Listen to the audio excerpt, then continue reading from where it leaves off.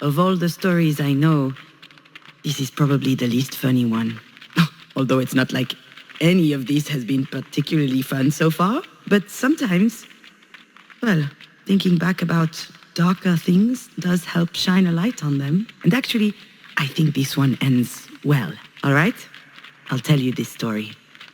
Marie was a grandmother who was often angry. As a result, she and Junon did not talk much. It was too exhausting. And then one day, Marie calls. Junon was a mom who had made a huge mistake. She had bruises everywhere, a broken arm. Her skull was split. It wasn't a pretty sight, but Alex didn't mind and still took care of her.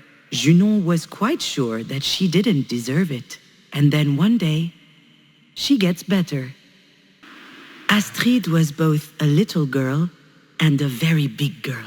When she turned 4, she decided she would brush her own teeth. She was so eager to grow up. And then one day, Astrid disappears. Alex was a great dad who took good care of his child. He showered her, cooked her food, invented games for her. Anytime the little girl was home, his deep laughter would shake the house's walls. And then, one day, Alex no longer feels like laughing. Time passes, but a big little girl doesn't just disappear. She leaves toys and drawings lying around, and all kinds of fist-sized marks, like tiny little clenched fists punching holes into Junon's heart. Time passes, and Alex is still standing. He misses his daughter. He misses laughing, too. But he doesn't show it. He's taking care of everything. He cleans up, he cooks, he washes. He wants people to know that he won't crumble down. Time passes, and the phone rings. Again, and again, and again. Junon doesn't know what Marie wants, but she can guess. Marie was there when Junon made her big mistake. And if Junon picks up, they'll have to talk about it. Junon can't forgive herself. So the phone rings, and nobody answers. Time passes, and Junon's body fixes itself. The bones heal, the bruises fade. Doctors call it a miracle. Junon doesn't agree. But these doctors are no good anyway. They didn't even notice that Junon's heart is strewn all around. One day, Alex puts away every hint of Astrid into a big box. The apartment seems a bit empty all of a sudden. But it is what it is. And Alex isn't crying. Alex wants to rescue Junon from her sadness, wash her hair, cut her nails, spoon-feed her. He wants to be the guy you can rely on to walk back home when you're tired. But today, Junon is not walking back. Marie keeps on calling. When the accident happened, Marie knocked her head. She looks like she's better now, but Junon is still thinking that she almost killed her. Her too, she might add, so she's not picking up.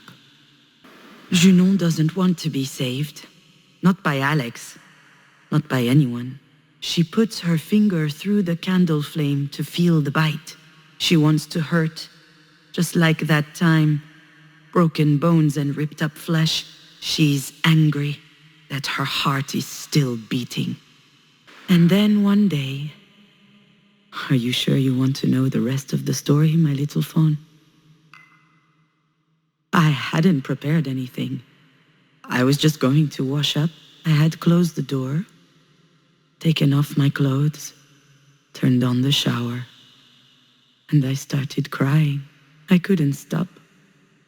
I couldn't go on. I had medicine for my broken heart. And I decided to swallow it all. Your toothbrush was on the edge of the bathroom sink, which made me think of my very big little girl, her smile full of toothpaste. I thought that maybe I too could give it a try, but I had forgotten how to. Alex never learned what really happened that day. He panicked because he could no longer hear me, so he broke the door. But he was too late. It was all over already. I put those little pills in my mouth, and they tasted funny on my tongue. I just needed to swallow them. And right at that moment, the phone started ringing. Marie didn't ask me why I didn't answer the phone for a whole year. She started talking as if nothing happened. I was crying too much, I couldn't answer. So she told me she could wait. And she waited until the last tear was shed. And then she told me something she had never told me. Perhaps one day I can tell you exactly what it was. But long story short, it meant she loved us very much, you and I. In that moment, I felt like an enormous weight was lifted off of my shoulders, as if she had given me the most beautiful gift. And then she changed the subject, as she does. She had a proposal for me. Her career was taking off, and she needed someone to do the clerical work. She knew I would do it well. She told me, "It's a boring job. I'm not doing you any favors, but you can do me one." I accepted. That's it, my little fawn. That's the end of my story. If it weren't for Marie, I wouldn't be here to tell you, because she gave me more than words that day. She helped me understand that it was time I made my own decisions. That's the thing I figured out that night. And it changed me for the better. I would no longer rely on others to save me.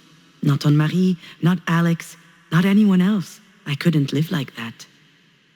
Not anymore.